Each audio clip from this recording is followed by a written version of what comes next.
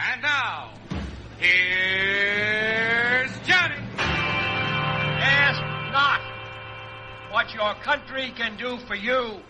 Ask what you can do for your country. Here is a bulletin.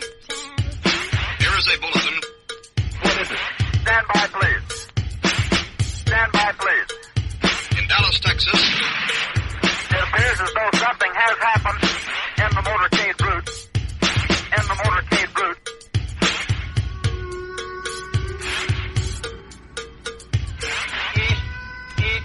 Ich bin ein Berliner. 3 shots were fired. Put me on, Bill. Put me on. Put me on, Bill. Put me on. President Kennedy has been seriously wounded by this shooting. Stand by, please. Stand by, please. More details just arrived. Mrs. Kennedy jumped up. She called, "Oh no. Oh no. The energy, Oh no. the faith, Oh no. the devotion. Oh no." The motorcade sped on. The world is very different now. Something has happened here. We understand there has been a shooting. Something has happened here. I can see many motorcycles. I can see many motorcycles. This is Kennedy's pink suit. Something has happened here. Many motorcycles. This is Kennedy's pink suit. Something has happened here. Something is wrong here. Something is terribly wrong. More details just arrived. Mrs. Kennedy jumped up. She called, "Oh no. Oh no. The energy, Oh no. the faith, Oh no. the devotion. Oh no. The motorcade sped on.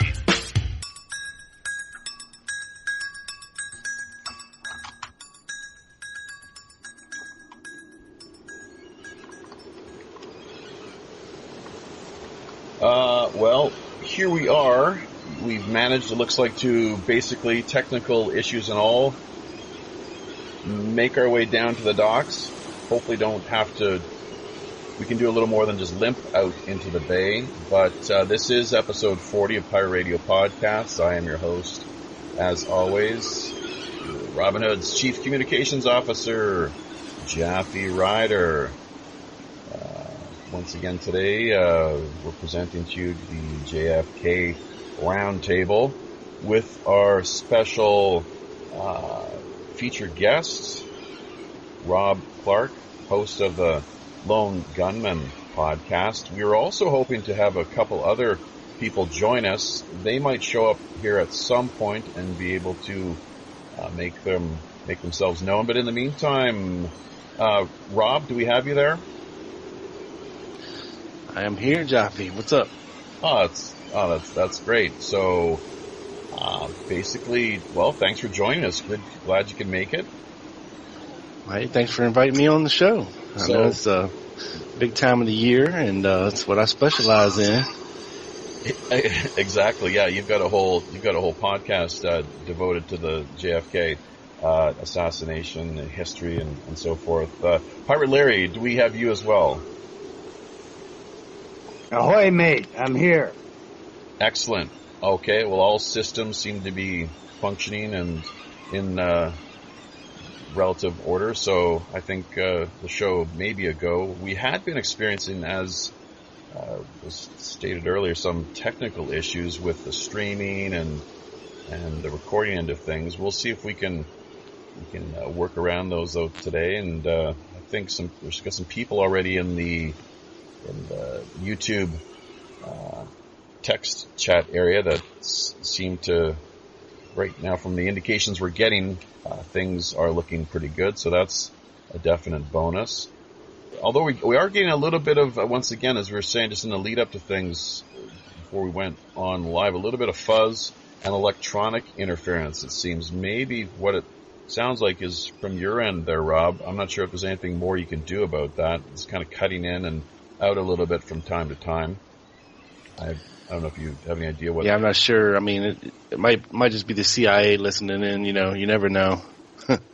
Well, that'd be something. I mean, if we were really that important to them, and this whole case, this whole business of Kennedy's murder, 53 years after the fact. But isn't it something that, what is it, 2035, that all these records and documents have been sealed until that date? Isn't that the case?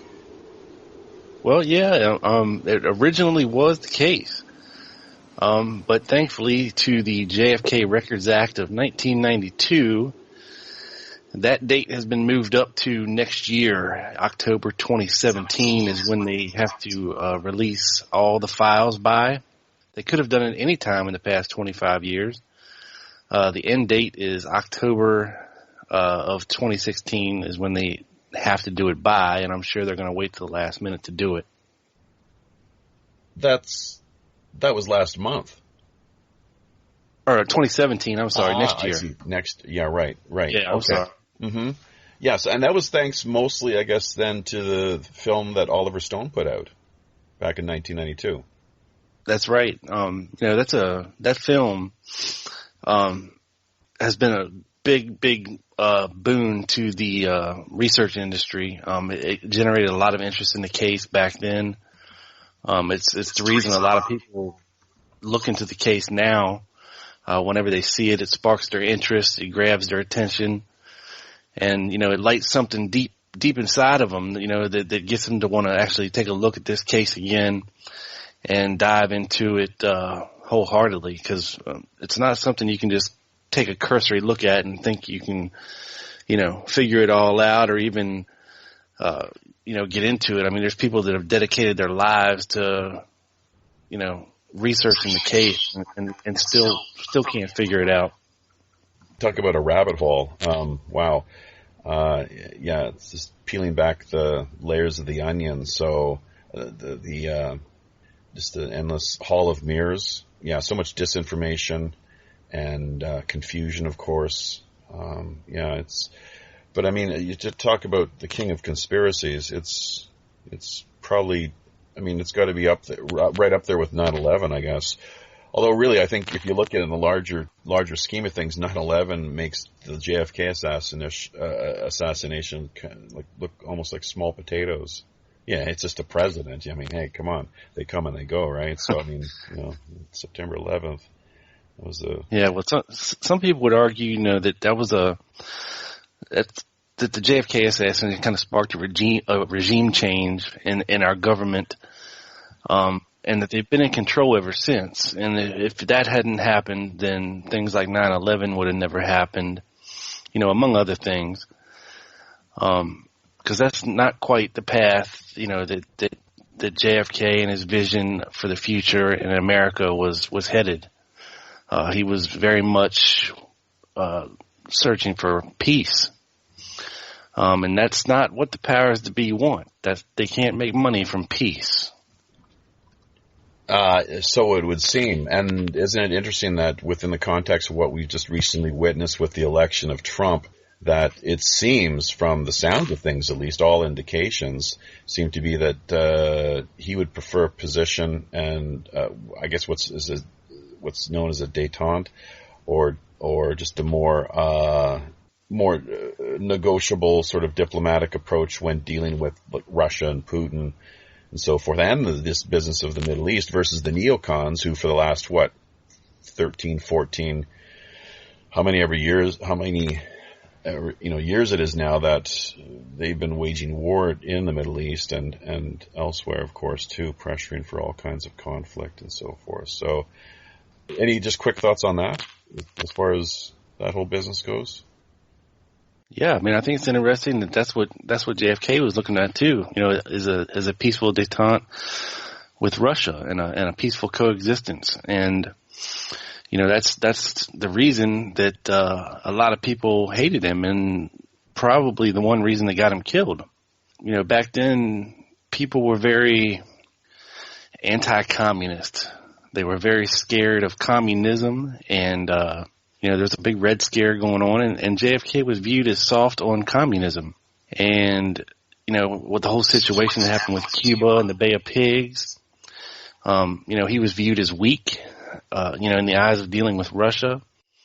he was talking to Khrushchev behind the scenes, trying to make deals with him to, okay, well, you take your missiles out of here and I'll take mine out of here, and kind of reach a peaceful solution. But the fact that it even got that far to begin with, and that Castro remained in power, back then and even to this day, is quite frankly amazing.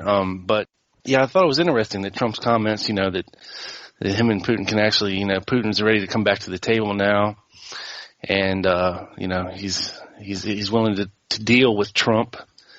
He was not willing to deal with Hillary, and I can't say I blame him.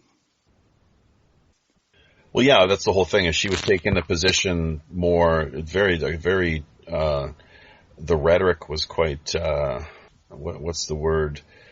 Bellicose, I think, is one of the words you often hear the media throw around. So just over the top, a little extreme, and very lacking with the rather than taking a more diplomatic approach to things. So I guess time will tell, though. Time will tell. Although there are some that wouldn't mind seeing Trump meet with the same fate and ends as did JFK. But then, of course, he does have many supporters as well, and people that are more concerned about seeing him protected and living out his term and or even, who knows, maybe a full 8 years, able to push forward and promote whatever agenda it is that he has in mind for the people of America. So anyways, let's that was actually we got into things quite quickly there on that front. I was hoping to maybe save that for the end, but that's just the way things happen here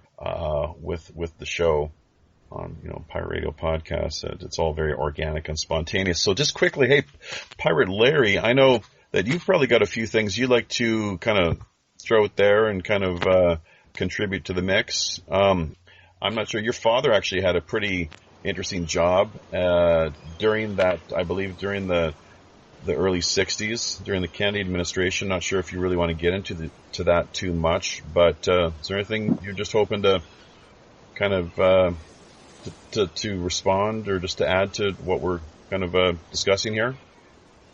He left the CIA after the Hungarian uprising. Your father did? After the failure of the Hungarian uprising, he left. And he went to work for the Atomic Energy Commission, and he worked on the nuclear non-proliferation treaties. Right. I thought it was interesting that, George Soros, who's kind of this globalist threat, he comes from Hungary, and he goes back to some of the, great upheavals in European society. And, it's I wonder if these people really, want to create that, if that's part of their agenda. I know I'm getting off topic, but at any rate, from the crow's nest, that's where I'm thinking. Yeah, well, that's fine. That kind of brings us a little more up to date and present moment. Something, as I said, I was hoping to maybe save until the end. But let's see. Well, we've got a little bit of activity here going on at the moment with Tyranny Unmasked joining us. Oh, he was in Skype with us here. He's back and forth, in and out and whatnot. We've also got a few people, including Brig Denholm in YouTube, the chat area over there, along with Bathtub Jen. Pirate Joe 333 has just dropped by, so that's great to see the crew convening and assembling, getting together here for the week.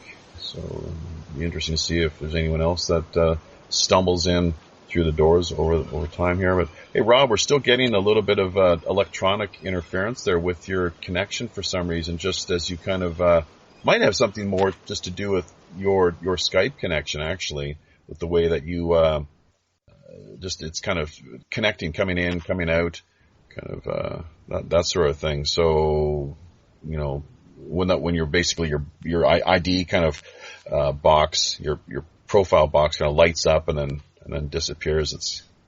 a lot of electronic interference. I'm not sure.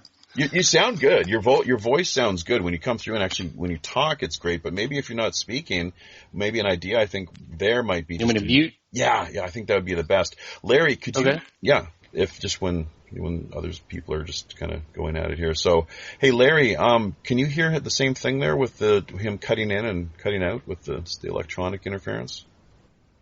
There's just a little click here and there, you know, if you got some isopropyl alcohol, you know, spray the ends or make sure they're tightened. The input jacks, sure. The input jacks or stuff. But, you know, it's not ruining the show. We've had worse. We've had Skype warble, like, you know, people were talking to us from outer space. So, yeah, it's fine for the show. Yeah. And, let's see. We've also,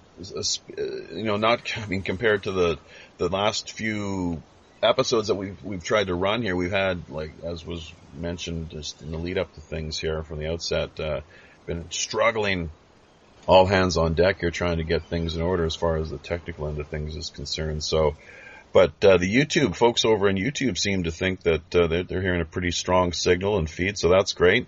We've also got, as was stated, earlier, we got Joe Pirate 333, who actually is we have to thank for helping line up our guest today, Rob Clark from the Lone Gunman podcast. He was quite instrumental in helping to do that, working a little bit of a co-production sort of angle as far as the booking goes. So maybe we can meet later back in the Rogues Gallery and have a toast or two to Joe 333.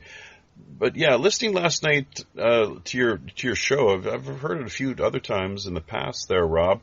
But just one of the questions I guess I've got for you, and probably a few of our listeners would want to know, is how long has your show been in place? How many guests have you had on board? And just give us a bit of an overview to things, the way that you some of your just general impressions with the way perhaps where you see present state of 53 years after the fact, there's a lot of ground that's been tread. So, but just, think of the cottage industry that's been created over the years, all the hundreds, if not thousands of books, numerous documentaries and so forth. But just right at the top, I guess, tell us a little bit more about your podcast. Yeah. Well, I've been doing it for about 2.5 years now. I created it out of the need to specifically get some of this stuff out of my brain from having looked at it for so long, and not having really anyone to talk to in my personal life about it, because it's kind of a specific interest. A lot of people don't really know a lot about it or care, but I have found a very open community online that enjoys hearing about it and talking about it as well. I've got about 130 shows in the tank, and still going strong. Wow, 130 shows. Who are some of your favorite guests that you've had come join you? I don't really have a lot of big names. I try to stick with people that are doing actual research, and I like to talk to them about their work. A lot of folks kind of have the big authors come on and promote their books and this and that, and I kind of stick like a level below that. Right. Just people kind of like myself, not really big name people, but they're doing some really good work in the case. Guys like Bart Camp, he's from England. He's from the ROKC forum, and prayer-man.com. They're part of these guys that are really looking into this image of the prayer man, and we can get into that later if you'd like to. But there's some research going on right now as we speak about this mysterious figure caught on some film that they believe is Lee Oswald, which would mean that he's not on the 6th floor shooting. Folks like that, just normal, average, everyday guys. I had a filmmaker on the show. He did a movie called The Searchers that's being shown at Lancer in Dallas tomorrow or today, depending on where you are, at the conference down there. And, just folks like that. Nobody huge, but, I like to go after the interesting folks, people that are doing stuff. That's what we kind of do too. That's our focus as well. As much as we love people like the bigger names just straight across the board, whether it's like Michael Tessarian, Jim Mars, speaking of, JFK research and the like, but Graham Hancock, just to name a few, David Icke. We feel that these people have, by and large, received enough attention and exposure as it is. And our focus, pretty much maybe, along the lines of what you're getting at there too, is just really to focus on promoting and supporting the up-and-comers or people at the grassroots and more kind of in the underground, and in some ways too, is that to giving them the opportunity, giving them a chance, presenting them with a forum and a platform where they can have their voices heard and get their stories out there. So, yeah, that's great though, and that's one of the reasons why we've got you here today, and that we didn't try to get a hold of Jim Mars, as great as he is, and as good as as much great work that he's done on the whole issue of JFK over the years. So yeah, but that's great. Now there's now why don't we talk about the Prayer Man then? We could get into that. Although let me just throw a couple.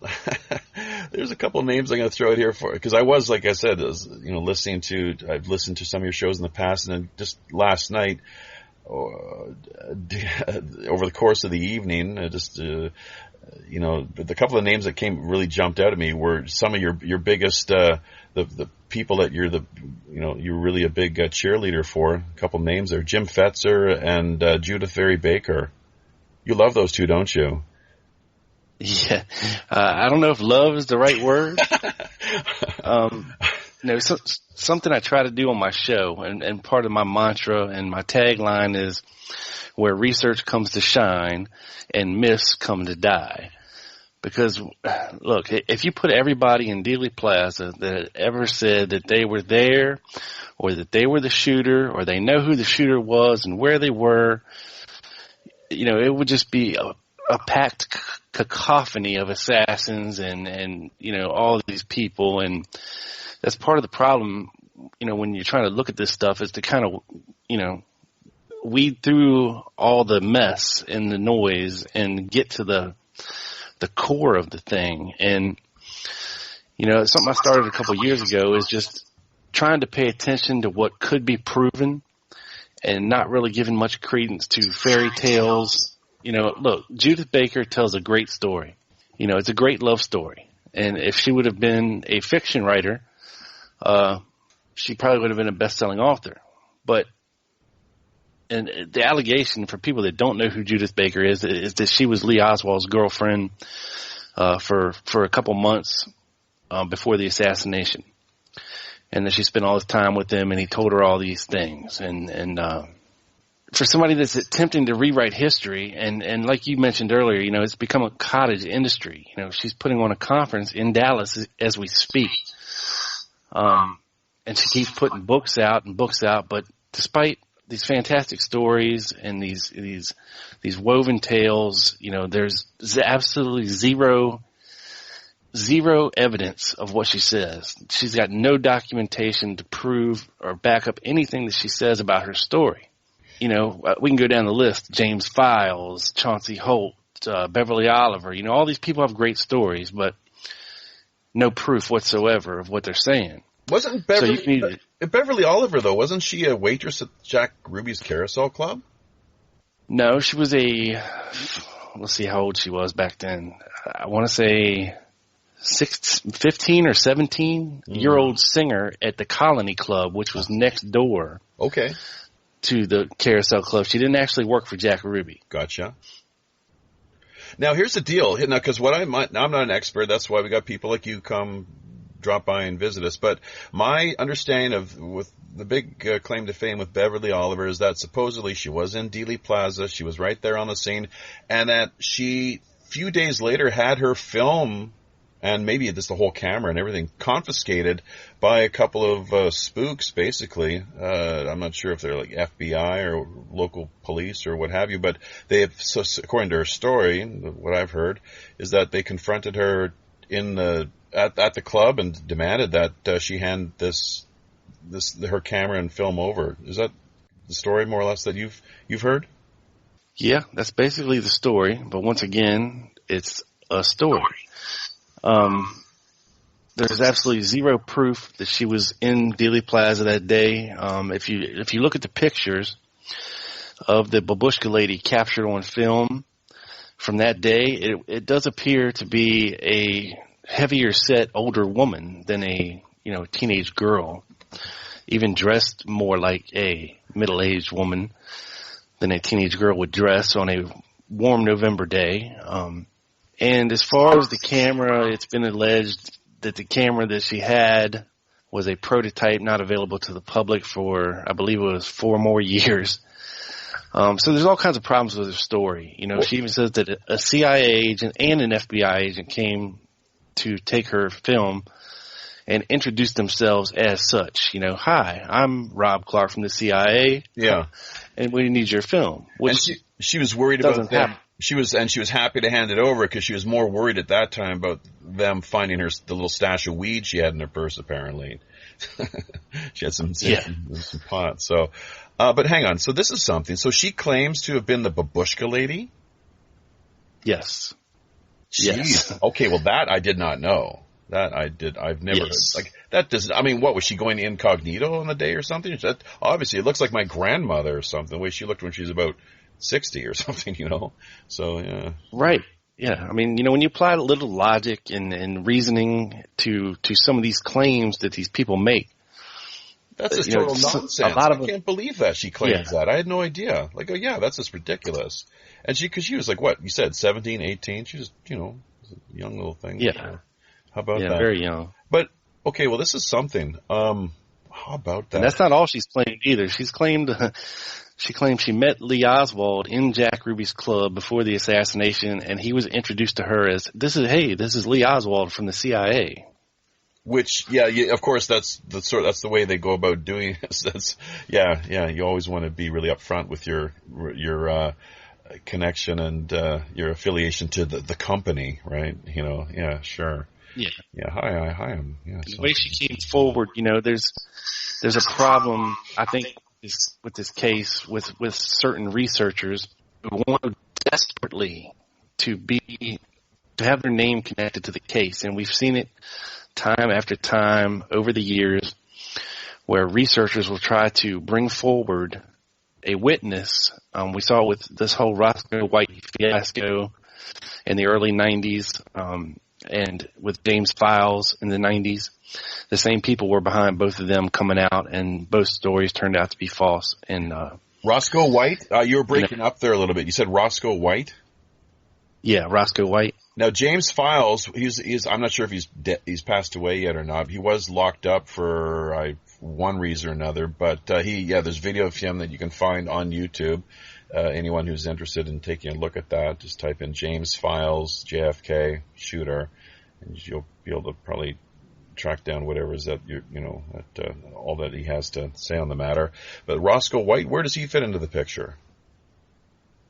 Well, Roscoe White's an interesting story for sure. He was in the Marines at the same time Oswald was. He is from Texas, and he actually came back out of the Marine Corps, I believe, in early '63, and he got a job with the Dallas Police Department in, I believe, September of 1963. Now, the claim from Roscoe White is that he was actually working undercover for the CIA and that he was the assassin on the grassy knoll, and he had these wired documents, with his code name that was Mandarin, letting him know what his instructions were as far as to who to kill. And that after the assassination, he had a cleanup list of witnesses that he was to take out. Funny thing is, he ended up dying in the early 70s in a welding accident. He was welding on a table with a bunch of chemicals underneath of it, and it kind of went kaboom, and it burned him up real bad. But when he was in the hospital, the claim is that he was talking to his priest and made all these confessions, and then he locked away his proof. And the whole thing coming out in the 90s was his son and his ex-wife, and his ex-wife was Geneva White, and she was actually a dancer for Jack Ruby. So there is kind of a connection here. But their claim of the Roscoe White diary, when it came back out in the early 90s with the researcher by the name of Joe West, was that they had this diary and that the FBI had taken it or taken all the evidence and never gave it back to them. But they had this diary, and it was actually proven to be fake and in Geneva White's handwriting. So that didn't go over too well. They even held a giant press conference about it. You can find pictures of it on YouTube if you Google Ricky White JFK. It was right after the movie came out, and it was a big to-do, and it just kind of fizzled really good. But like I said, a lot of these researchers, especially the earlier ones, they you see them bringing people forward, and a lot of that is, hey, we can put you close by. It'd be great if we had a story, and we can make money off of this, book deals, movie deals, etc. And they'll latch on to people, and next thing you know, everything's been debunked, and they've been kind of put back in their place. But it's part of the cottage industry. Okay, so here's a question for you then. I'm not sure where you stand exactly. I'm just not too clear on that at this point. But do you believe there was a conspiracy, or that's simply that Oswald acted alone, that he was the lone nut assassin? Well, I've waffled quite a bit over the years. I do believe there was a conspiracy. I am a conspiracy realist. And, the CIA, when talking about this case, first coined the term conspiracy theorist, to give folks who didn't believe in the official story a bad name. And that's all on documents and everything else. There's so much wrong with the case, and I don't know if it's a problem that results from the investigation, because it was a mess back then. You had the DPD, the Dallas Police Department doing the initial investigation, and then the FBI steps in and kind of takes everything. They want all the evidence. They want, all the interviews with the people, so they got to redo them. Well, then the Warren Commission comes along, and they want the FBI, all the FBI's evidence, and they want them to go back and do certain things. So I don't know if it's a result of, just pure ineptness and just the craziness that was going on back then. But, as far as, I know my show is titled The Lone Gunman. It's meant to be ironic in its nature, referring to me as the only one, only host on the show. But I do believe in a conspiracy. The question is which one? Because there's a ton of theories out there. You can speculate all day about what happened. It's I think part of the problem, and what I've been focused on the past 2 years is what can we prove? If this thing was to ever go back to court, what could we prove? Hearsay is one thing, fairy tales are one thing, but what can we prove? There's even a theory that has gained some traction as of late. It seems that, and I think, the author here is his name, Michael Salah. One of the books that he's put out is Kennedy's Last Stand, Eisenhower, UFOs, MJ-12, and JFK's assassination. So, what of the belief, the theory, these allegations that Kennedy was killed because of what he knew regarding UFOs and the world of ETs? Well, here's the thing. Apparently, there's certainly stories out there of, him visiting clandestinely some of these bases, but, of course, none of that can be proven. What can be proven is in the documentation that we have of his correspondence with the CIA asking for certain things, and any documents pertaining to unidentified flying objects. Once again, we go to the Russians because he wanted to be able to assure the Russians, in the case of potential nuclear war, of these, he was worried about these unidentified flying objects being the possible start of this. He didn't want these things showing up over Russia and Russia thinking that, it's us, and them firing their missiles and vice versa. So it was in the conversation, and it was certainly asked. We do have the documents from the White House inquiring to the CIA about their UFO files and if JFK could have them. And this was actually 2 weeks before his assassination. So I don't think it had a big part. They wouldn't have had much time to whip up a plan and enact it at that point, as far as him being the key to this disclosure back then. But, of course, Roswell just happened in 1947. These sightings were a relatively new phenomenon, even in the early 60s, as far as people coming forward with their stories. It really wasn't on a lot of people's radar, but it does play a very small part, and there's very interesting stories involving a man by the name of Fred Chrisman. Right.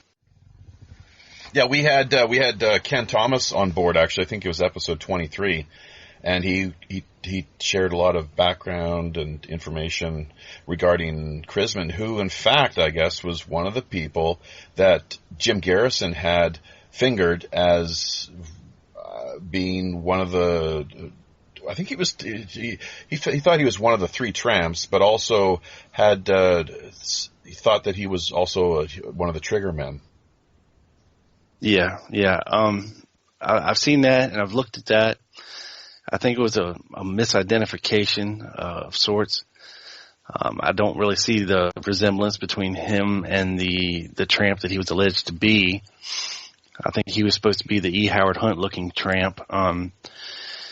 Chrisman's a very interesting character, and when you look at the lore surrounding it and what this guy was into, there is a lot of questions. And one of them is, was this guy part of the CIA? And we actually do have documents released by the CIA claiming that he was. And there's a guy out there that you may or may not have heard of. His name is Thomas Beckham, and he was actually in New Orleans the summer before the assassination. And he claims that his handler was Fred Chrisman. And he claims a lot of things. He claims he was with the CIA or working as an asset for the CIA back then. And he told all this to the HSCA. Now, he was subpoenaed by Jim Garrison, but in front of the grand jury testimony from Chrisman and Beckham both, they both didn't really say much in the way of anything when it comes to their grand jury testimony. But fast forward a couple years to the HSCA investigation, and what you have there is a situation where Chrisman is dead, Oswald's dead, Ferry is dead, David Ferry, and a lot of these other important players in the case are dead by then. And what the House Select Committee did is they offered Thomas Beckham immunity for his testimony, meaning that whatever he said could not be held against him and he wouldn't be charged with anything. And in front of that committee, he told a very, very different story than what he got on the stand and told Jim Garrison. And it's a wild, wild ride if you believe it. But once again, it's a story, but an interesting one nonetheless. And one that he told under oath, so. And he wrote a book in 2009, which he detailed. It was a self-published book. I did manage to get a copy of it. And he's still sticking to the same story today as he told the HSCA back then. Well, who is this character exactly? Thomas Beckham? I think Thomas Beckham. Yeah, because I'm not too up to speed on his whole backstory as I would, I'd imagine maybe a few of our listeners are, but yeah, if you could just kind of just flesh that out just briefly. Sure. Well, Thomas Beckham was a con man in the old school sense of the word. He was a grifter, a con man, a forger of documents. If you needed a diploma from a certain university, or you wanted to be a doctor, or this, that, and the other, this is who you called, and he got you the documents. He claims that Fred Crispin was his handler, and that he was in New Orleans, and he knew Lee Oswald, and he was involved in these fake churches that David Ferry and a lot of these folks were involved with, and used for covers to raise money for the anti-Castro Cubans at the time. Now, if we look at some of the more famous pictures of Lee Oswald handing out leaflets in New Orleans, there's actually a figure in the background who looks a lot like Thomas Beckham. And there's a white guy standing there in a suit with his pompadour haircut, and he is kind of covering his face. He doesn't want to be on film.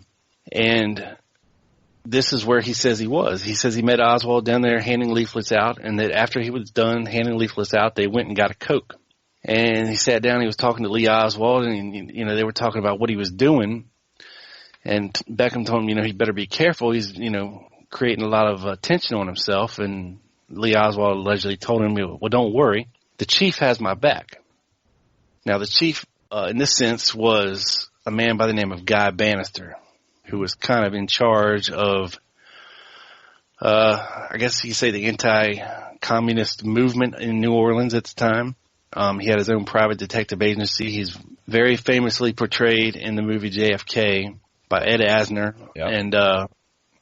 And, in the opening scene, where he's seen beating a fellow by the name of Jack Martin, who he thought had gotten into his files.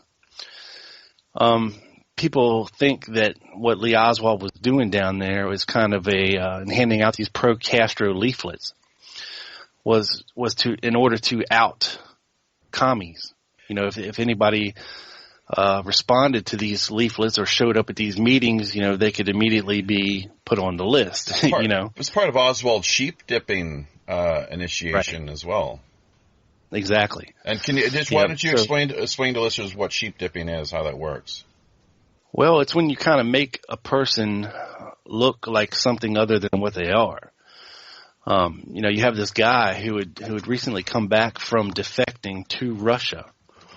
Okay. Now his motives for doing that is that, he stated he was disillusioned with the way things were in the United States as far as capitalism. And he actually left the Marines and went straight to Russia. I mean, he stopped back in the United States, I think, for 3 days before he was on a freighter heading to England, where he would make his way across Europe and up through Finland and into Russia eventually on a tourist visa, which he ended up, staying over and kind of relinquishing his passport and his citizenship. And he wanted to stay in Russia. And they let him for 2.5 years. And in the meantime, he married a Russian girl and had a baby. And then he came back to the United States without much fanfare.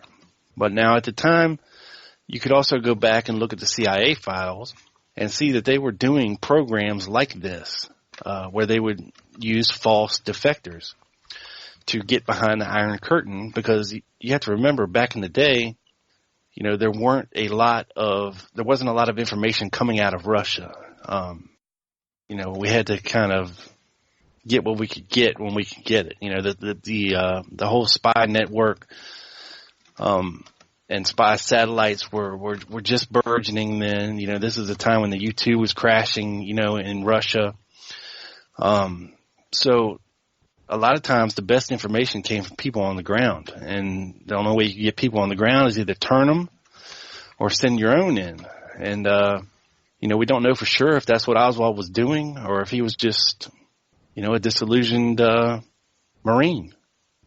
Well, it's interesting. A couple characters come to mind at this juncture of the story. Carrie Thornley and George de Mohrenschildt. Carrie Thornley, I guess, served with Oswald in the Marines. He even wrote a book where Oswald played the protagonist.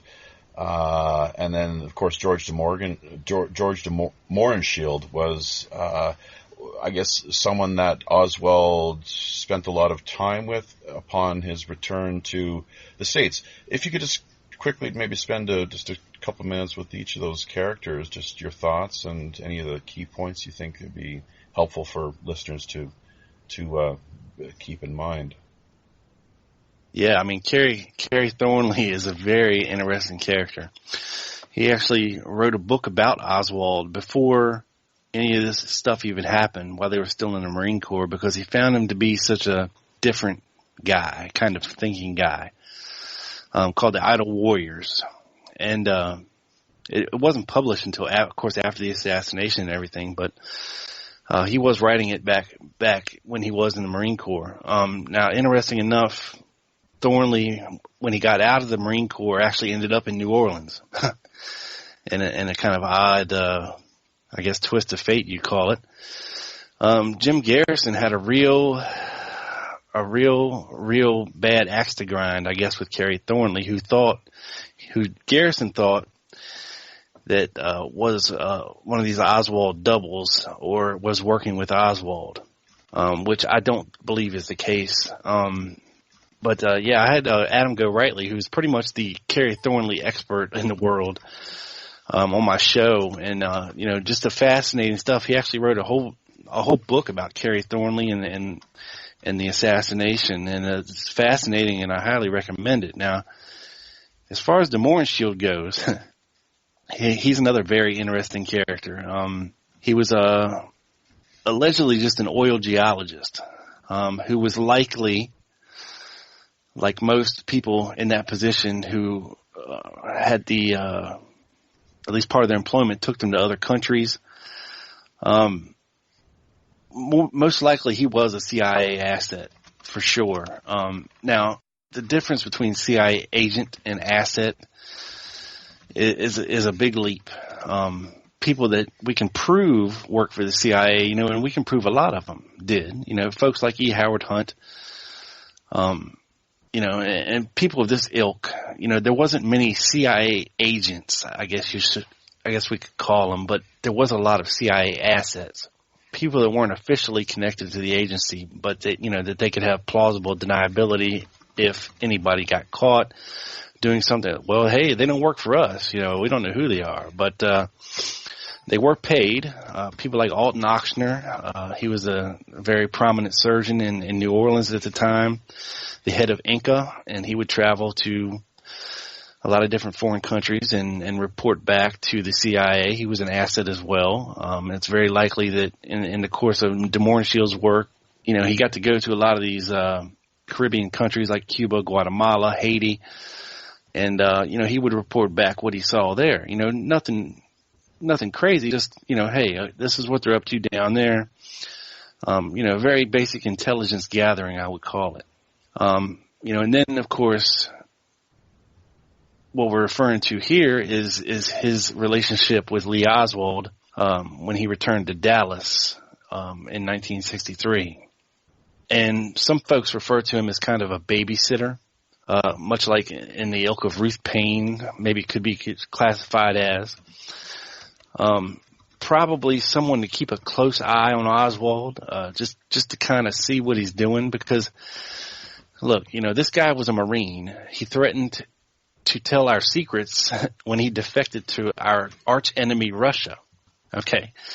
And he's bringing a Russian wife back into the United States. It's not a stretch to believe that either the FBI or the CIA would want to keep an eye on this guy to see what he's doing when he comes back.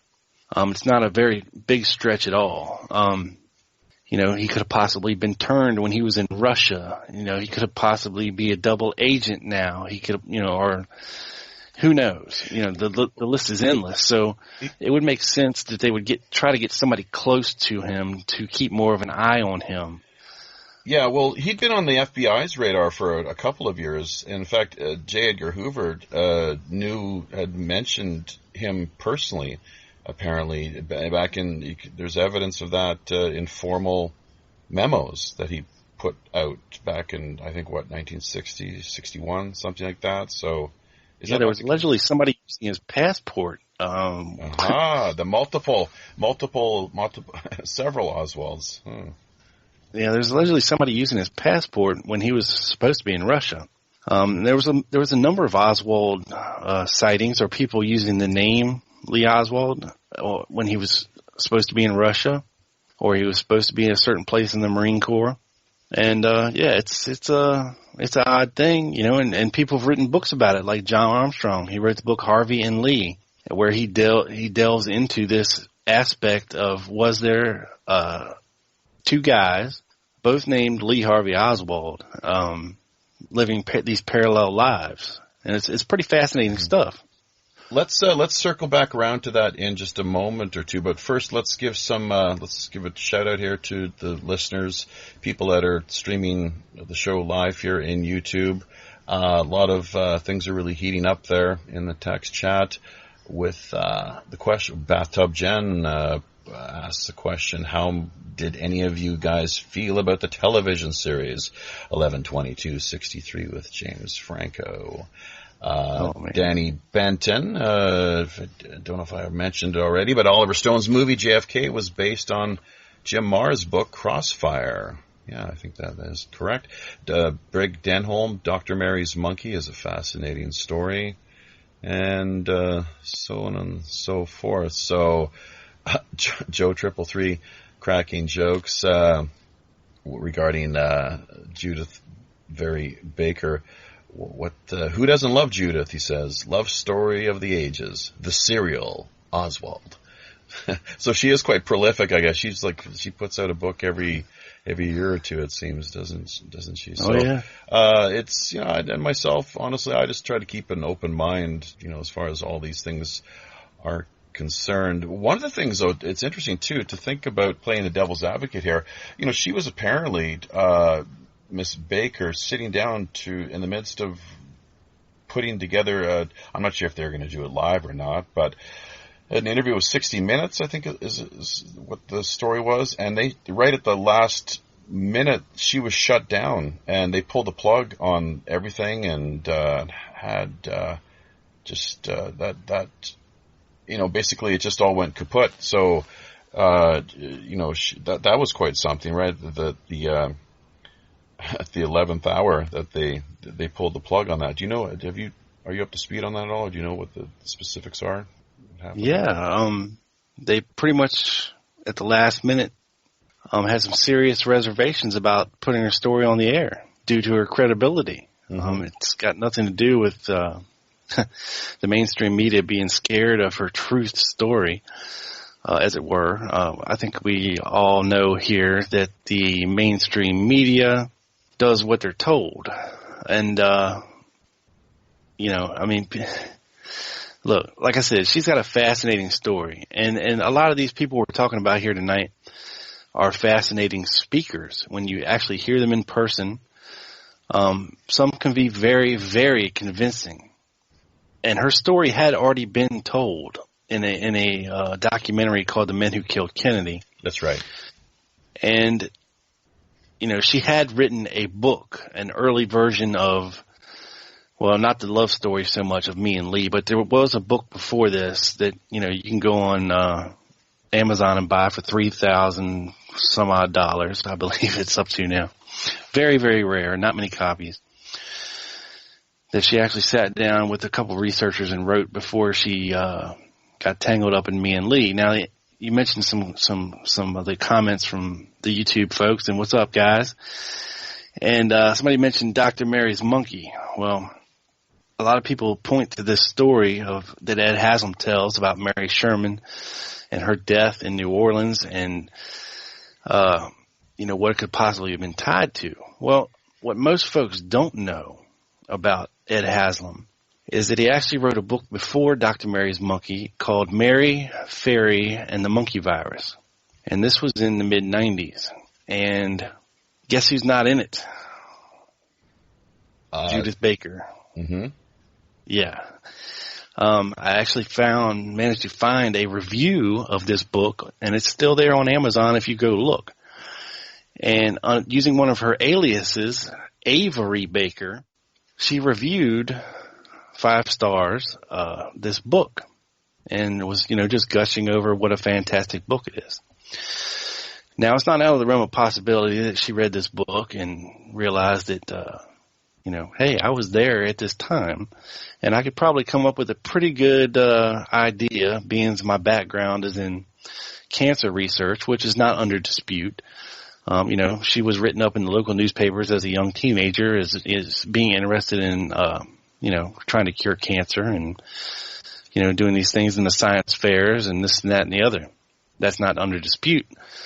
What is under dispute is, of course, her, alleged relationship with Lee Oswald. But, just the idea in itself of the CIA recruiting a 15-year-old girl to come clandestinely work in somebody's dirty apartment and concoct a hazardous bioweapon in an unsterile environment just doesn't quite add up. When the CIA has at their disposal tons of scientists and research facilities where, if they were to want her knowledge, the more likely route would be to get somebody close to her and steal it.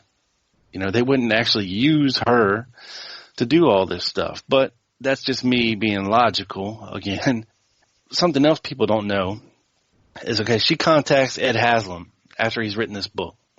And she says, hey, I was there. You got the story right, but you're missing a couple things. And she goes ahead and inserts herself into this story and the whole mix. And Lee Oswald, because he wasn't in the first book either, blows Haslam's mind. He buys in hook, line, and sinker, and he rewrites his book, Dr. Mary's Monkey. And that's what's out now. And then he helped Judith Baker write her book, Me and Lee. And, that's where we are on that. So you can't talk about one without really talking about the other in terms of entanglement, which is, it's interesting, but it can't be proven. None of the stuff that they say can be proven. And that's the problem. Okay. Going back to the comment section, Bathtub Jen had she'd thrown out a plug for Adam Gorightly's book, The Prankster and the Conspiracy. That's someone that we all actually have we've had on the show here on Pirate Radio Podcast. You've had on the Lone Gunman podcast, and I think Bathtub Jen herself just recently interviewed. So she's also made clear that people can find that via YouTube. Just do a quick search for Bathtub Jen and Adam Gorightly. So there we go. Let's get Pirate Larry into the mix here. He's been, I'm sure, attentively listening to things up there in the crow's nest. There's Pirate Larry, are you fully engaged? This is an amazing connection of CIA operative on the ground. Now, wasn't there, I don't know, some pool hall owner or some bar or something where they all, was kind of a central location or something where they all met? As far as I know, are you talking about Jack Ruby and the Carousel Club, or? Yeah, the Carousel Club and our dear friend Jack, our dear departed old chum. Well, and Oswald supposedly knew Ruby since he was a child. Is that not the case? That's an allegation from Judith Baker, so take it for what you will. There's no other... But hang on. There's nobody else saying that. There's nobody else saying that at all? No. But, here's the thing. Who was Ruby's, or who was Oswald's mother? She was a girlfriend, was she not, to one of Carlos Marcello's car drivers? Correct? Not that I'm aware of, no. Okay, I mean, that might be something you want to look into. You've heard of no mob connections through Oswald's mother whatsoever, then? Well, only in the fact that her brother-in-law, Dutch Moret, worked on the docks, and he was a kind of a money collector for Carlos Marcello back then. But as far, like, her sister was married to Dutch Moret. That's the only connection that I've ran across, other than some tenuous ones put forth by Judith Baker. Mm-hmm. Well, let's get back into the, actually, I think, Pirate Larry, you wanted to ask a little bit more about the CIA connection to things here, and I think we'll find that partly at least, in George de Morenschild's jacket pocket, I guess when he was shot himself, supposedly, that the investigators later found an address book with a reference to one of the contacts he had. There was this Poppy Bush of, I'm not sure what the address exactly was, with phone number and so forth, but do you know anything, Rob, about who's this Poppy Bush character? And is this total poppycock, or is this indeed the fact that, yes, this is what they found? Well, it's quite possible. I do believe he knew George Bush. We do have a letter that he wrote to him actually back in the 70s, asking for help about something. I can't recall the exact subject of the correspondence right now, but he was asking for help with something. And I believe they did know each other. He was probably in his address book and phone book.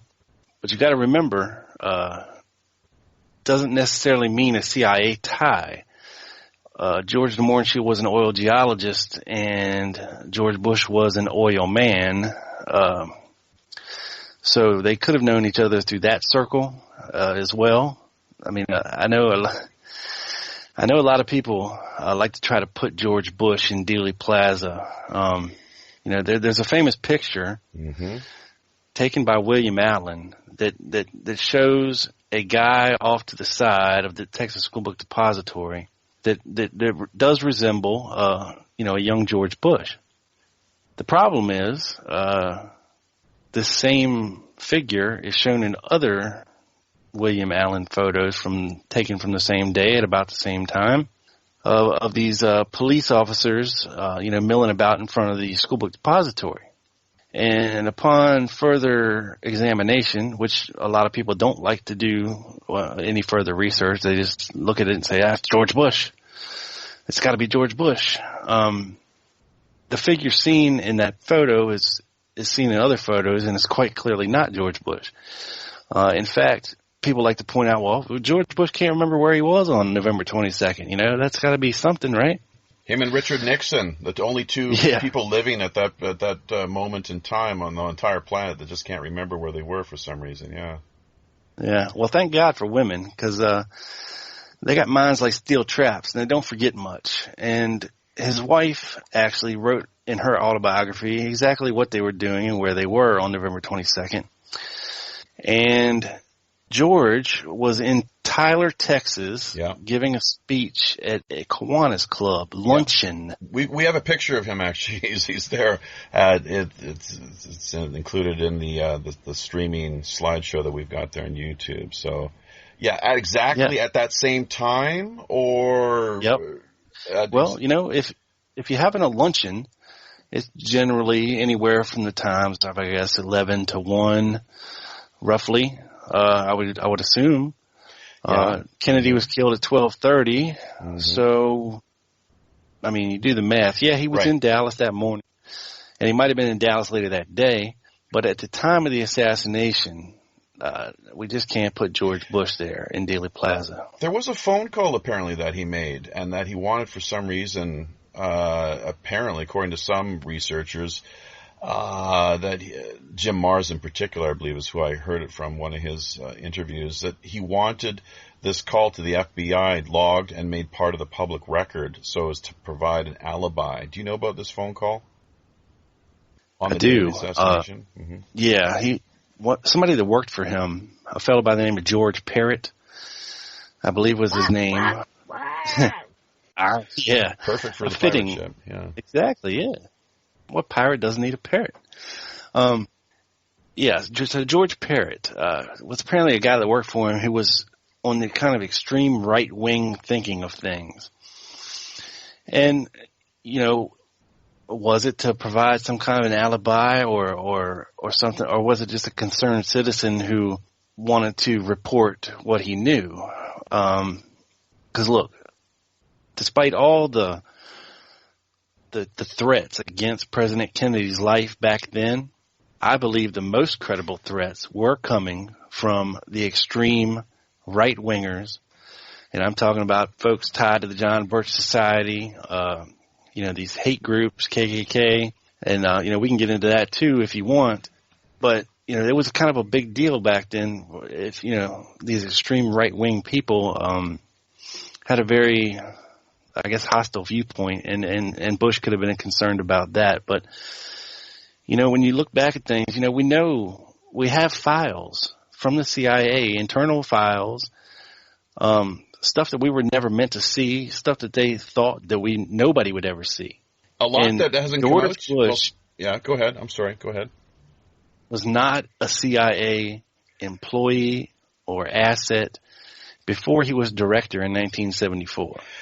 Well, but then again, there is the whole business of the 63 FBI memo tying him to the CIA. It was something which I think, was it written by Hoover himself or sent to Hoover?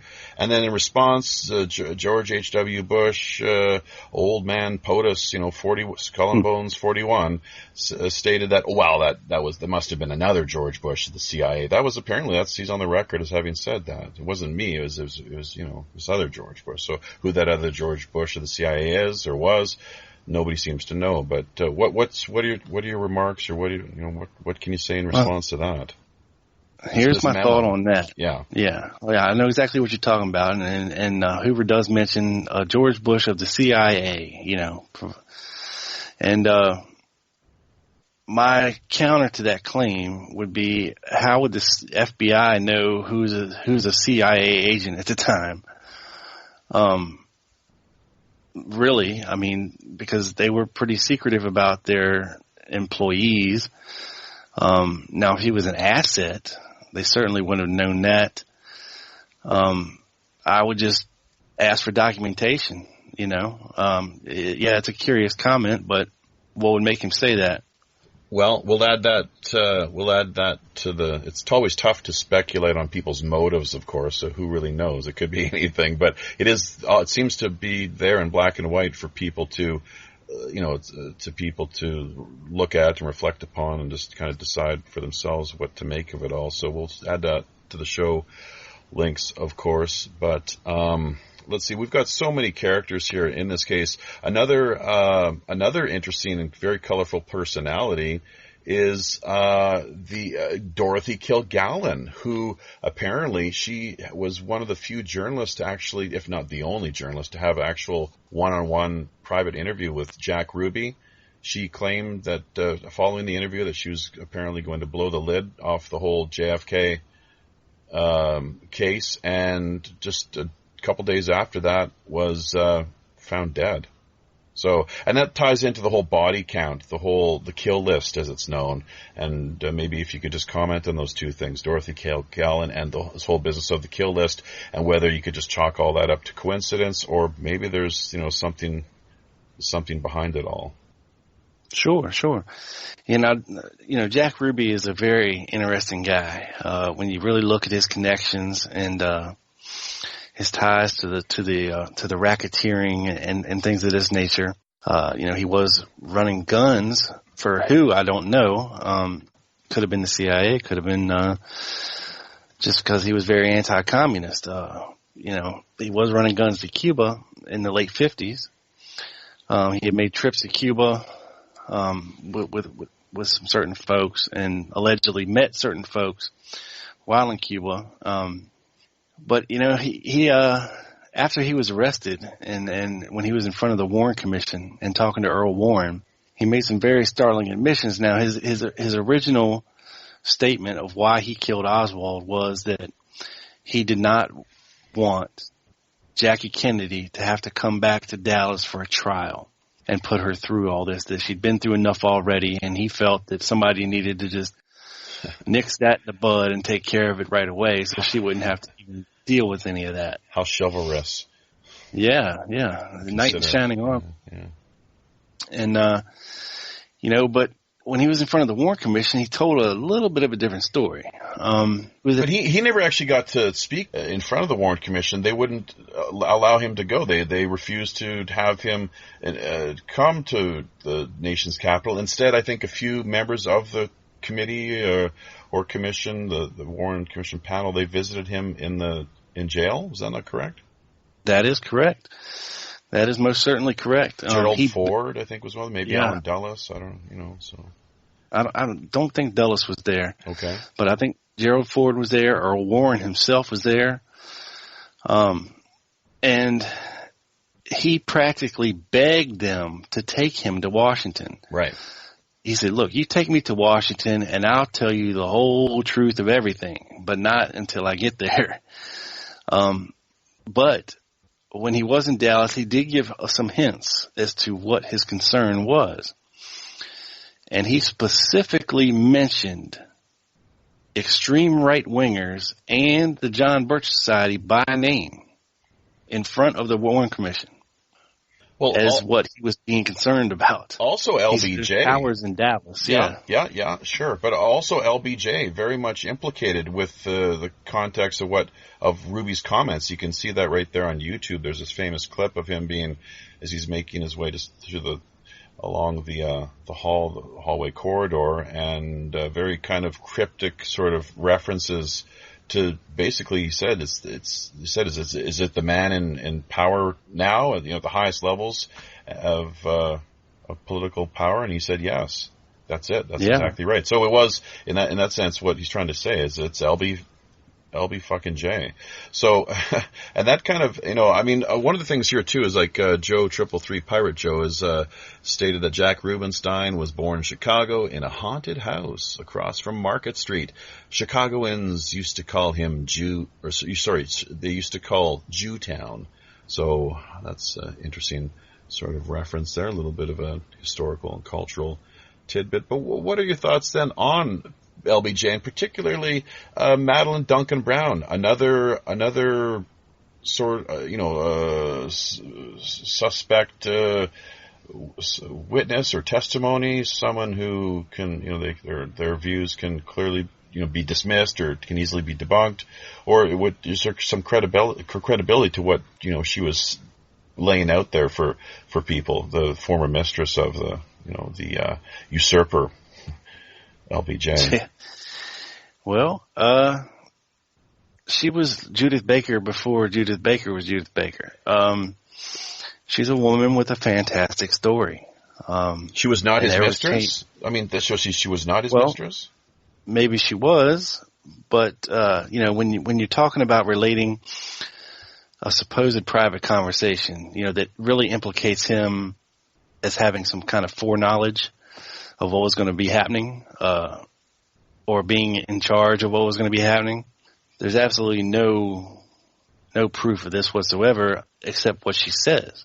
Well, and this is regarding the meeting at the night before, supposedly on I believe it was Clint Murchison's ranch. Right. People, including, according to her story. And I think there might be other testimonies as well from other people that they were, alleging that, Hoover, LBJ, I don't know, just the whole retinue. Nixon, Ruby, the list goes on, and it's an ever-growing list every time she tells a story. It's changed over the years.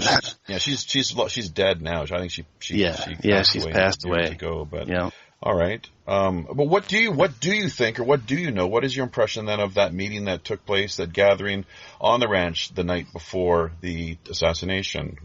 Who did attend, and what did they talk about? Well, I don't know.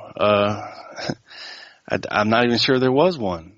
And if there was, it's highly doubtful that LBJ was there. You got to remember, as vice president, he's got, he can't just duck out and head off to another town somewhere without people knowing where he is, or what he's doing. And there's been no proof whatsoever that he's just leaving his hotel and his wife and going to attend this party on his own, or any Secret Service agents that have ever come out and said any different since. Now, when it comes to the whole LBJ did it theory, I got some problems with it. And look, LBJ was not a great guy, okay? He was a very, very bad man. He treated people horribly. He was a womanizer. You know, he was a bastard, for lack of a better word, to most people that he ran into. Does this mean he was behind the assassination? No. But some of the things that people try to tie him to the assassination are things like Madeline Duncan Brown, which is, of course, a story. Mac Wallace, who was his alleged personal hitman, who killed people for him.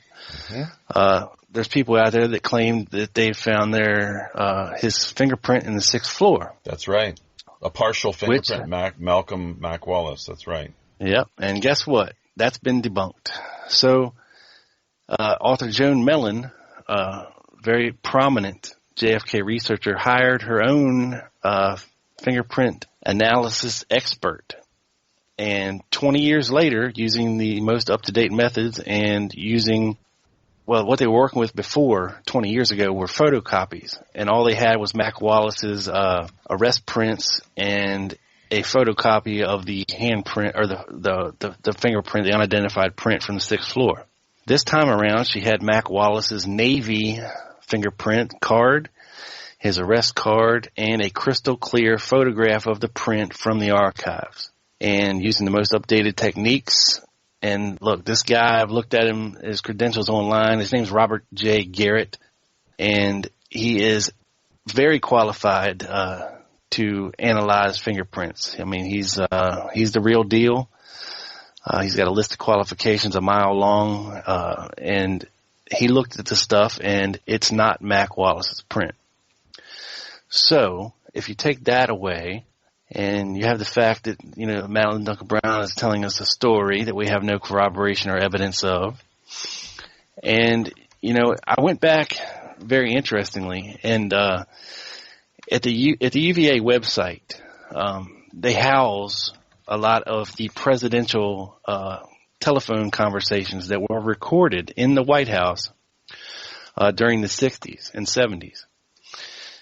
And I found a very interesting phone call from August 25th, 1964, between Lyndon Baines Johnson and one of his aides. He very clearly states in this phone call that he's really contemplating not running for president, in a couple months. Mm-hmm. Because, of course, he assumed the presidency at the end of 63. The election was coming around in November of 64. And, that's what everybody wants to paint LBJ as, this power-hungry guy who would do anything to be president. But yet here we have a conversation between him and his aide where he is clearly contemplating not running for president because he wants the people to have somebody in power that can deal with all these situations. Because, look, being president is not an easy job. It requires a lot. You see how these folks age in office in the period of 4 or 8 years. I mean, look at Obama, it's really taken a toll on him these past 8 years. And there's a reason for that. It's a very demanding job. And if you kind of in over your head a little bit, then, maybe you might be having second thoughts.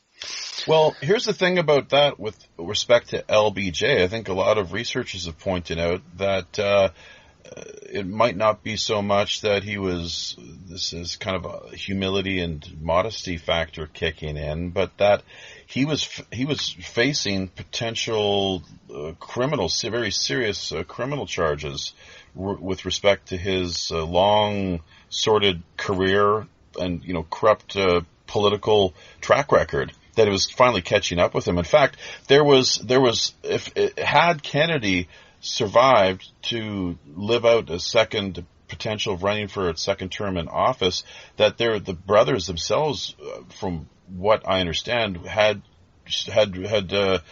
discussed dropping him from the ticket completely and having nothing more to do with the guy, having him replaced. Yeah, you're absolutely right.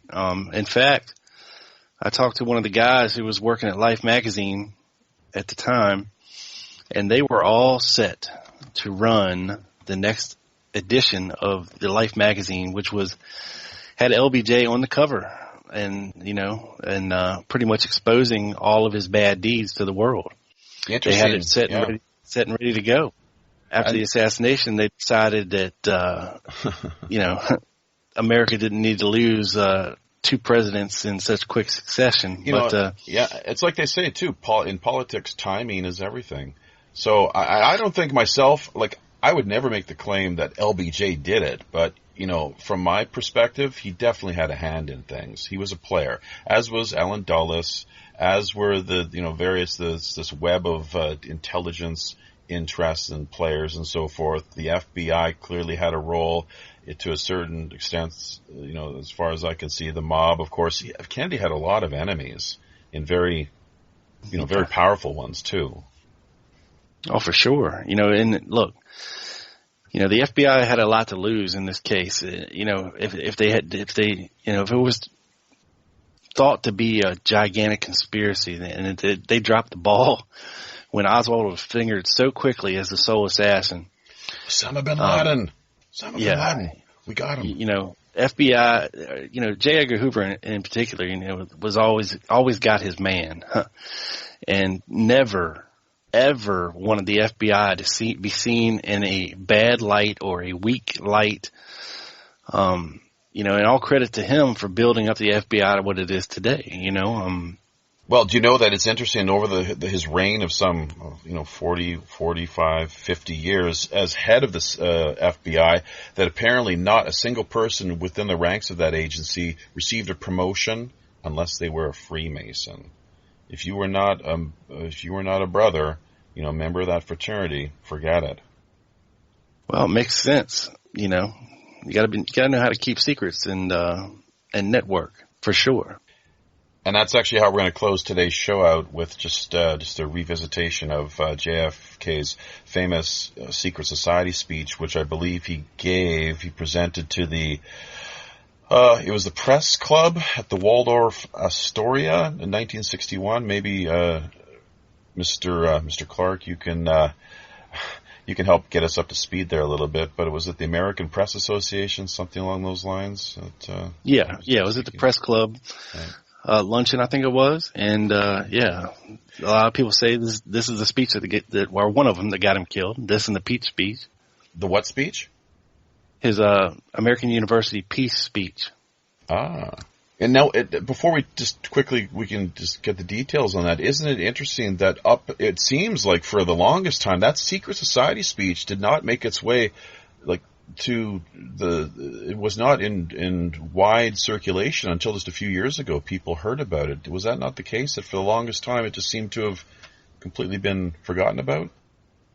Yeah, it's been around since then in some form or fashion, but when you actually listen to what he's saying, to me, he's clearly pointing the finger and talking directly to the CIA in this speech. And their covert actions and their secrecy. And I think that's the crux of this speech. Because he wanted to destroy the CIA. He wanted to, in his own words, crush it into a million pieces and scatter it to the winds. He believed that they were a great threat to the American way and not part of a transparent government, which he wanted. He'd come to learn about their widespread involvement in South Asian narcotics trafficking, opium and so forth, and he was quite pretty. I guess he saw how that could lead to things like what came to be later the Iran-Contra affair, and what we even see today going on over the past number of years in Afghanistan, the way that they continue to, back in the Vietnam era, well, I guess what was seen occurring there were body bags, entire, corpses being filled full of, opium and what have you, and shipped back to the West and, for distribution, throughout the streets and, for the public to, just on the black market, basically help to fuel the black market. But, that's a big industry and a big deal, of course. Oh, I was just going to say, Eisenhower warned us, in his exit speech, his State of the Union exit speech, about the military-industrial complex, and he saw what was coming. And JFK got a really good taste of it, and the CIA was doing a lot of things, and they weren't being totally honest, even with the president, about what they were doing, as far as their political assassinations and leaders of other countries and overthrows and backdoor deals and, installing, regime changes, and basically to their own end, their own means and their own ends, not necessarily in favor of what the American government should or would be doing, in a public light. And the speech that you're going to play, if you listen to it really carefully, man, I mean, to me, it sounds like he's talking directly about the CIA, and everything that they're doing and everything that needs to be stopped. And, as we all know, it's still around. And, a lot of these things that he, talks about have come to light as true. And, what they've been involved with, and, you can see some of the stuff that over the years, like you said, Iran-Contra and the whole thing with Barry Seal and, they're running drugs in the country. Yeah, Arkansas. I mean, the Bush-Clinton crime syndicate, that relationship between those two outfits, that goes back to like the late 70s, early 80s. There's a picture of Bush and Clinton, old man Bush, and with the future president sitting together there at a luncheon with, I guess it was former Alabama Governor George McGovern. Is that correct? Have you seen that picture? Yeah, I've seen that picture. I'm not sure who the other fella is, but yeah, you could be right. Basically. So, I mean, and we're supposed to believe that they're, like warring enemies or like, that they really do, have a problem with each other. Yeah, Republicans and Democrats, it's all one big happy family. It's all a big club, and you're not in it. Exactly. You and I are not in the big club. So, hey, Pirate Larry, you got a question here for Rob regarding Woody Harrelson's father? Yeah, so there's a rumor that Woody Harrelson's father admitted he was an assassin in the Kennedy assassination. And I find that very strange. I mean, because murder has no statute of limitations, so I wanted your opinion on that. Right, yeah. Charles Harrelson. A lot of people speculate. We go back to the famous pictures of the tramps. There were 3 tramps arrested that day in Dealey Plaza. Well, actually about a mile away from Dealey Plaza, but they were paraded through Dealey Plaza. And several photographs were taken of them. There was a taller tramp, an older tramp, and I guess just a younger fella up front. Now, many people have claimed to be these tramps. And many people have been claimed to be the tramps by other people. But I believe it was in the late 90s when the Dallas police opened their files that the arrest reports for these 3 tramps were finally found. And the original names of these guys were Harold Doyle, John Jedney, and Gus, his name's escaping me right now, Gus something. And that's who they were. When you look at the pictures of them, especially Harold Doyle, the guy that was up front, to me, it's a perfect match for who this guy was. Charles Harrelson was alleged to be the tall tramp. Now, we have pictures of Charles Harrelson from the early 60s, and damn if he doesn't look just like Woody Harrelson with hair. Okay? So, applying that to the picture of the tall tramp, it doesn't look like Woody Harrelson with hair. From actual pictures of Charles that we do have from the early 60s. Is it similar? Yeah, he looks similar. And did he admit to being the assassin that day? Yeah, he did. And this is after he was put in prison for killing a judge in Texas. He also later recanted that statement a couple years later. So sad to say, I don't think there's a connection there, but it is interesting, because the guy does kind of vaguely resemble him. The same tramp in question has also been alleged to be Frank Sturgis, who's another name that pops up quite often in this investigation. The older tramp has been posited to be E. Howard Hunt or Chauncey Holt, but when you look at the evidence and the documents surrounding the case, that just doesn't seem to be the case. I think there were just three guys in the wrong place at the wrong time that were brought in, questioned, and released relatively quickly.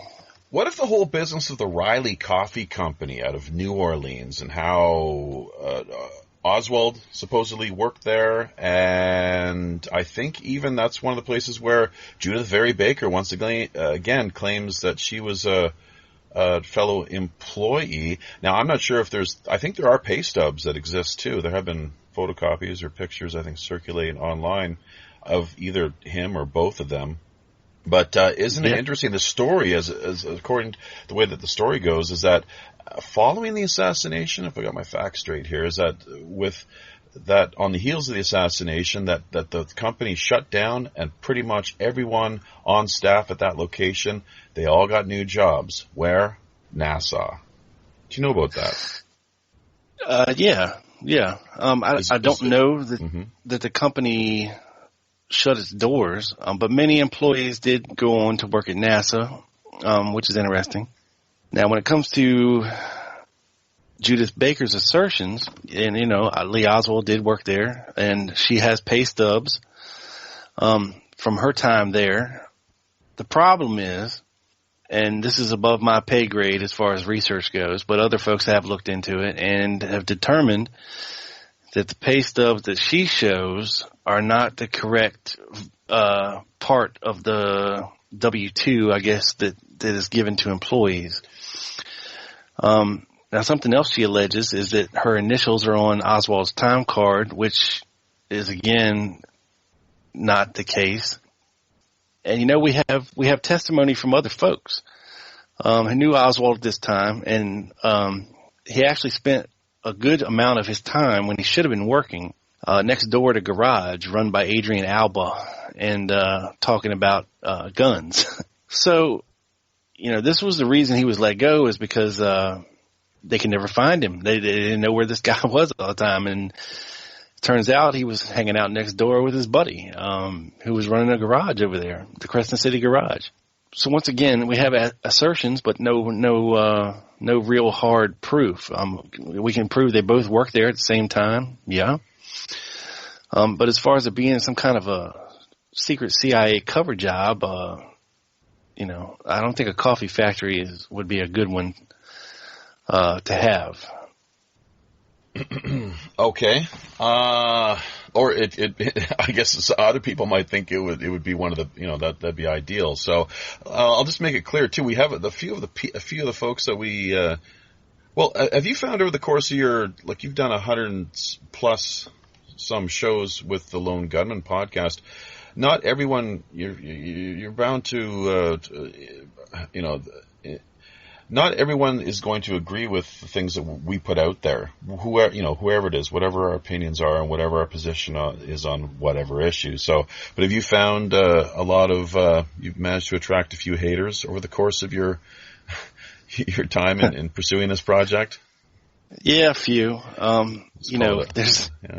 There's two sides to the thing. Either you're a lone nutter or you're a conspiracy theorist.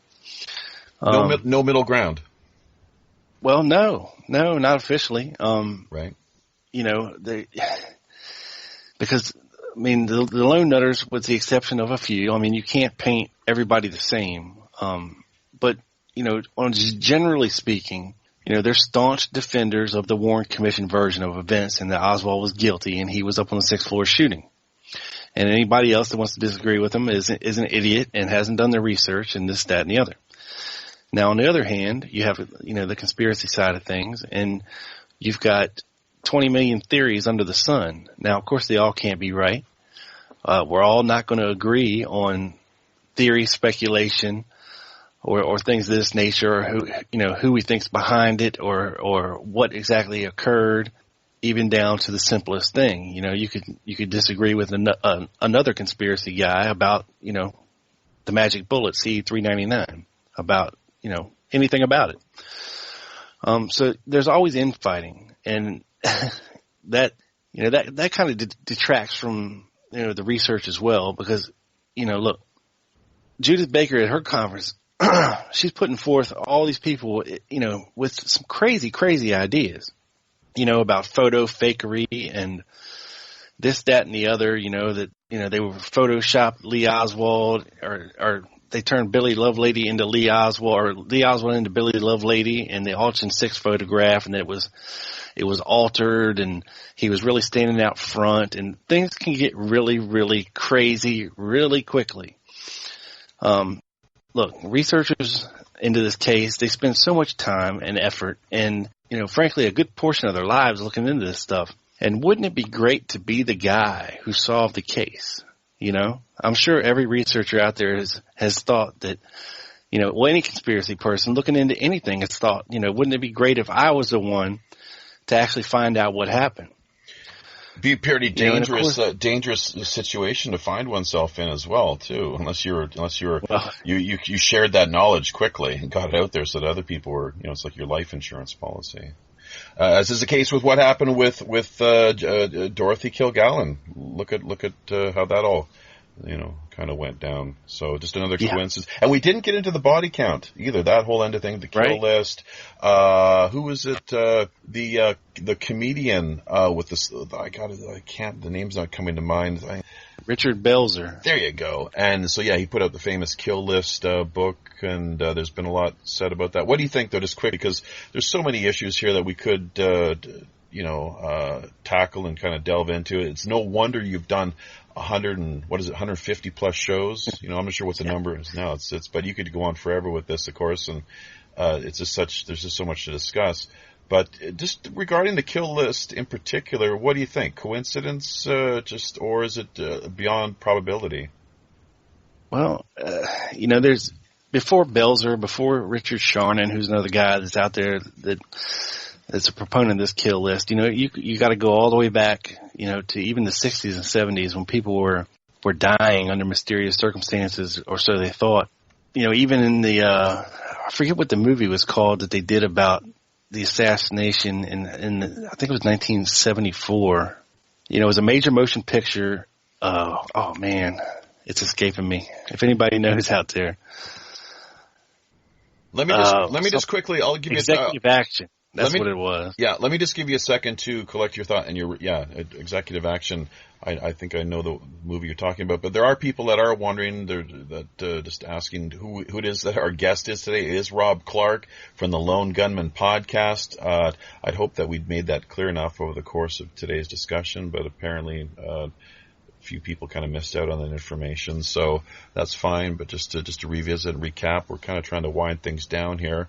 Just a few minutes past the hour and a half that we generally allocate for a discussion. But quickly, if you could just summarize and wrap up on this executive action movie. Well, there was a graphic there at the end of the movie, and the movie was loosely based on the events of the assassination.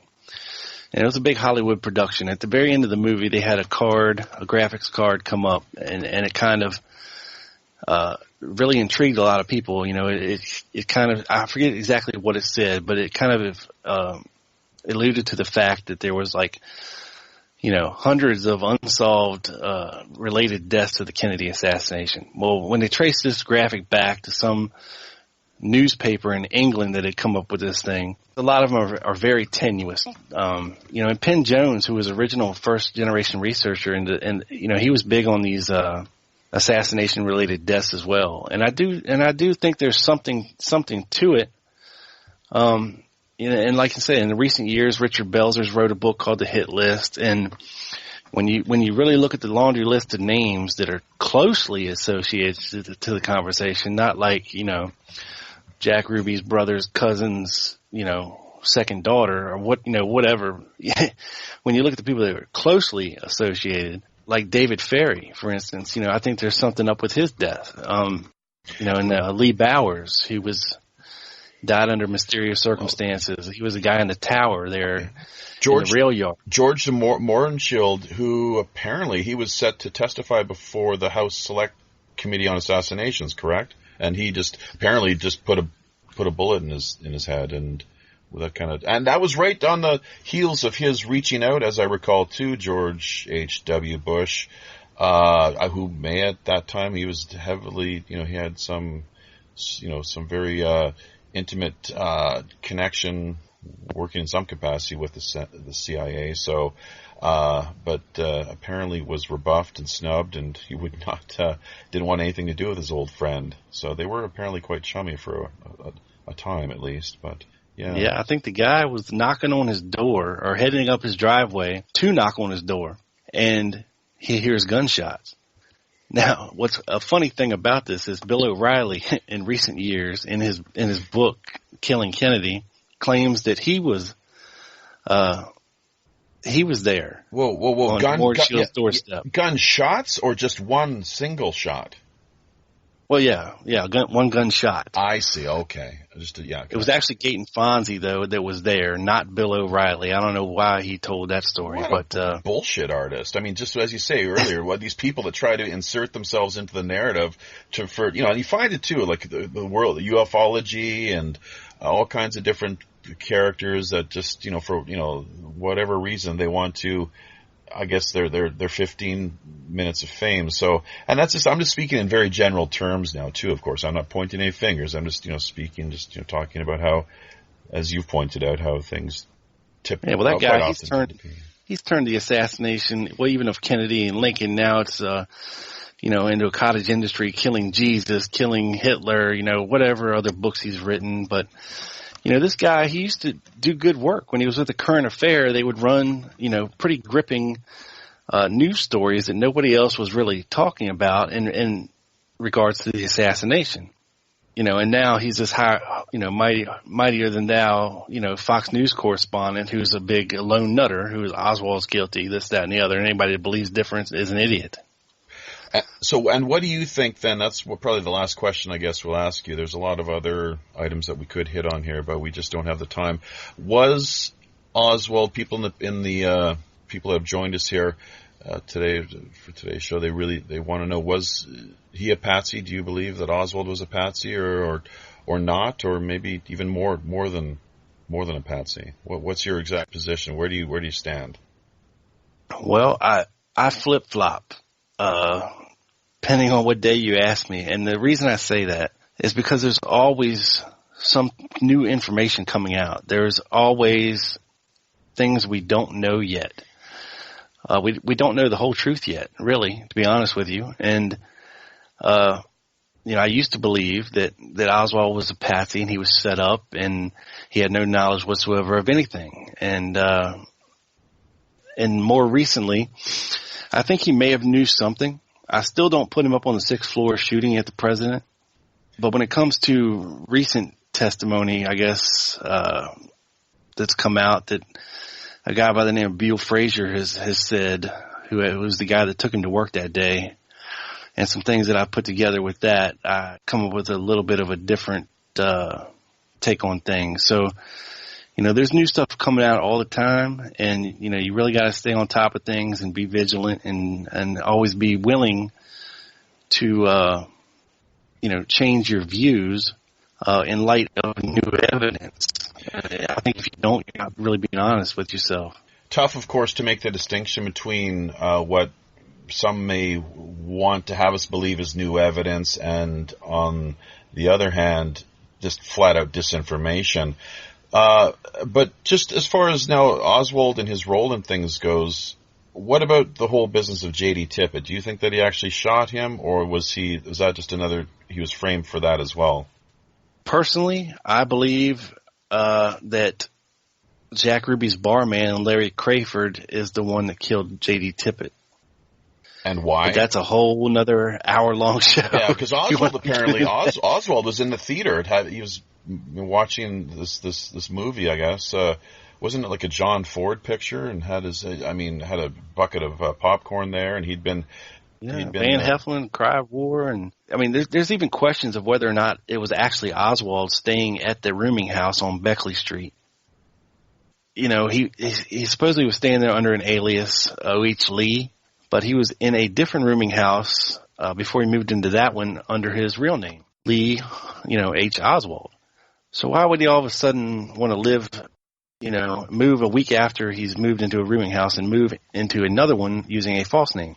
And this guy, Larry Crayford, that I'm talking about here, very much resembled Oswald. He's responsible for a lot of the Jack Ruby and Lee Oswald together sightings, as a matter of fact, and allegedly stayed in a closet in the Carousel Club, and worked for Jack Ruby for free for several months, well, about a month and a half before the assassination. This fella, on, I believe it was the morning after the assassination, he skated. He was like, I'm out of here. See you later. Now, the FBI tracked him down to Michigan, of all places, where his sister lived. And, he kind of got lost to history. He changed one letter in his last name, and the HSCA could not find him to question him because of he changed one letter in his last name. And he's a fascinating guy. And he's got a story to tell for sure. Yeah, I mean, there's once again so much to get into here, but just quickly, wasn't there a lady, as she was portrayed, I guess, we saw her portrayed in the movie that Oliver Stone put out, she was thrown out of the vehicle, I think is what it was, and she was all beat and battered up, and she was kind of going on about how they're going to kill the president, and I'm not sure if this was supposed to be the same character who in real life was a guy. There's another character who went and shot up a bank just for no reason, just because I guess he wanted to get arrested and locked up, so he felt that'd be the safest place to be. Do you know about those two characters? What I'm kind of getting I do, yeah. Now, the second one is a fellow by the name of Richard Case Nagel, and he's the subject of a very big book by Dick Russell called The Man Who Knew Too Much. And, yeah, you're absolutely right. He went into a bank in September or October of 1963, and shot a couple holes in the ceiling, and went out and sat on the curb and waited for the cops to get there, and he was arrested. And, the reason he gave for this is he stated, he wanted to be in jail. And he told this pretty fantastic story about how he was a double agent, for Russia and the United States. And then he was tasked to kill Lee Oswald, and that he knew something was going to happen, and, he didn't want to be a part of it. And he ultimately did not choose to kill Lee Oswald or even be anywhere near Dallas at the time this thing was supposed to go down. But once again, it's a story, an interesting one for sure. And I would recommend everybody read that book. It's fascinating. But once again, no proof. He was one of these guys that had a dead man switch, allegedly, that, when he died or if he was caught or anything like this, that there would be proof released of what he was saying, and nothing ever came. But the other lady you're referring to is Rose Cheramy, and that did happen. The opening scene of JFK, where she's pushed out into the road. She was allegedly on her way to Dallas with a couple of fellas who were going to kill the president, or at least talking about doing it or being associated with it somehow. And she was taken to the hospital, and, she started saying these things, that they're going to kill the president. They're going to kill the president. And they have interviewed the doctors and nurses there, and it's a true story. She did have some kind of foreknowledge of the event. Pretty fascinating stuff. Her son, Michael Mercedes, recently wrote a book about his mother. And there's another book called A Rose by Any Other Name that's also out there, written by another fella that tells her story as well, if anybody would like to check into it. As far as the arrest of the character who went into the bank and shot a couple holes in the roof, there are no records to be found whatsoever. Completely just non-existent. Is that right? Well, I mean, that event did happen, and he did go to jail. But this fellow, he was a veteran, and he had mental problems. He had survived a plane crash. He had survived getting shot in the chest at point-blank range. He survived being in the war. and he did have some mental issues. So as far as any proof of what he was saying, as far as being some kind of CIA agent or having ties to the CIA and the KGB, there's no records of that. No, but the bank incident did happen. Okay. But he didn't say beforehand that this is why he's doing it. It was only after the fact that, well, I did it because I knew what was going to happen and I didn't want to be associated with it. Okay. Well, thanks for your time, Rob. This has been great. I mean, we've gone a little bit over the allocated limit as we typically we set aside here to do the show. The one thing that we did not do, though, unfortunately, and it kind of got put in the cart before the horse here, but usually I'm not even sure where we conducted this interview, if we were on the Robin Hood today or not, but maybe let's see if Pirate Larry can come on, kind of interject here. And Larry, can you hear us? Or I'm not sure if he's still there or not, but we didn't do a pirate story. We got told a pirate story in the green room.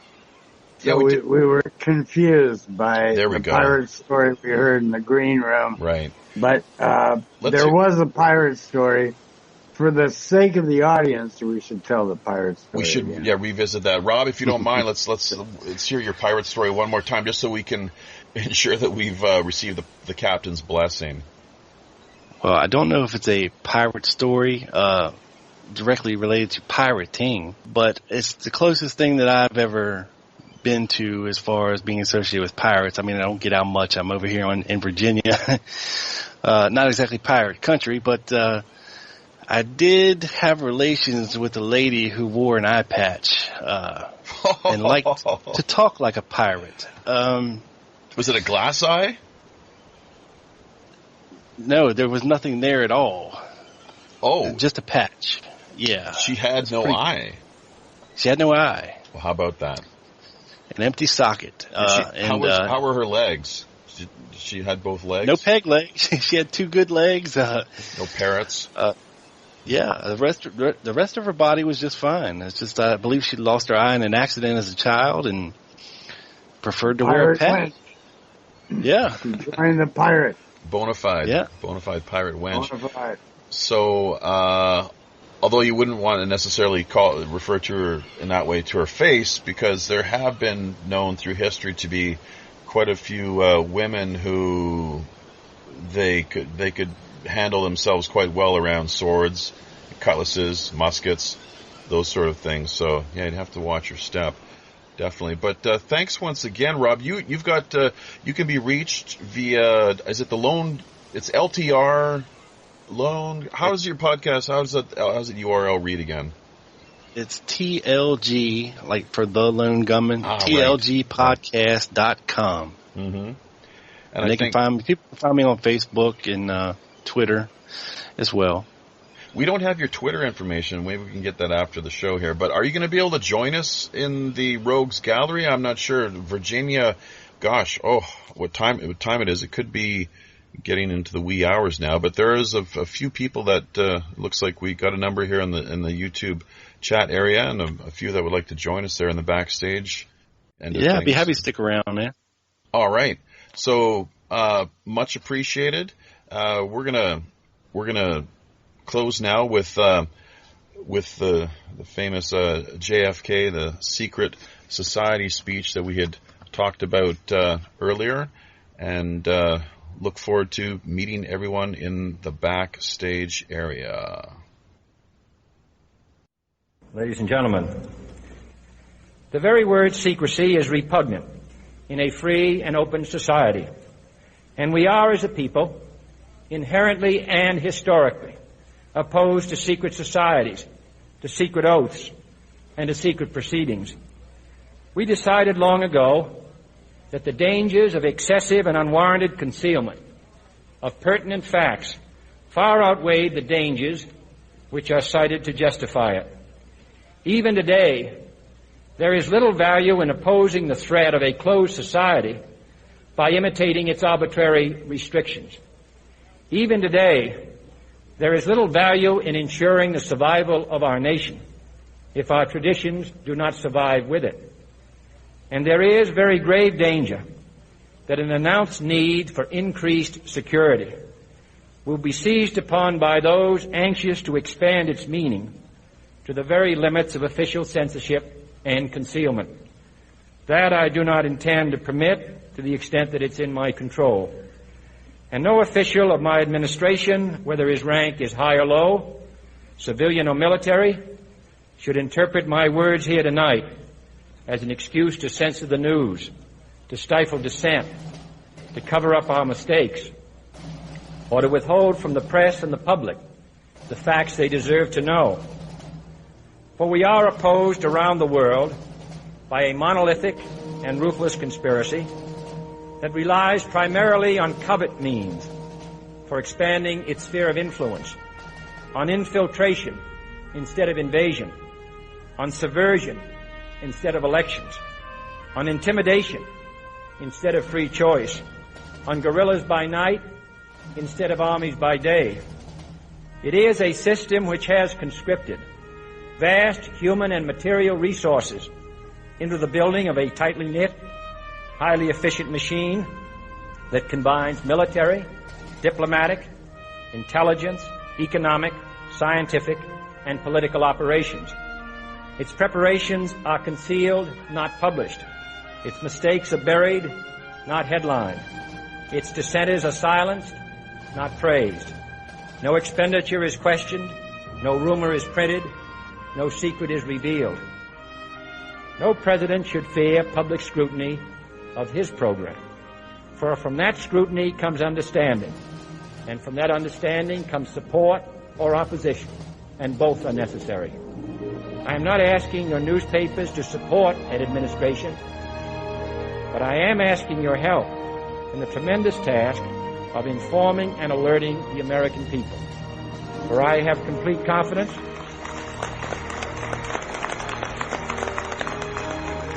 in the response and dedication of our citizens whenever they are fully informed.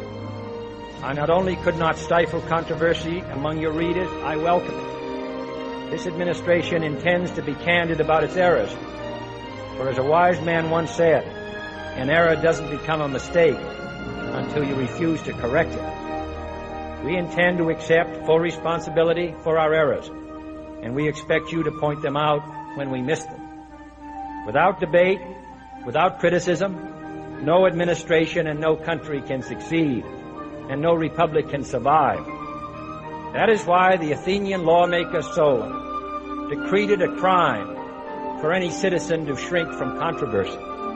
And that is why our press was protected by the First Amendment, the only business in America specifically protected by the Constitution, not primarily to amuse and entertain, not to emphasize the trivial and the sentimental, not to simply give the public what it wants, but to inform, to arouse, to reflect, to state our dangers and our opportunities, to indicate our crises and our choices, to lead, mold, educate, and sometimes even anger public opinion. This means greater coverage and analysis of international news, for it is no longer far away and foreign, but close at hand and local. It means greater attention to improved understanding of the news, as well as improved transmission. And it means, finally, that government at all levels must meet its obligation to provide you with the fullest possible information outside the narrowest limits of national security. And so it is to the printing press, to the recorder of man's deeds, the keeper of his conscience, the courier of his news, that we look for strength and assistance, confident that with your help, man will be what he was born to be, free and independent.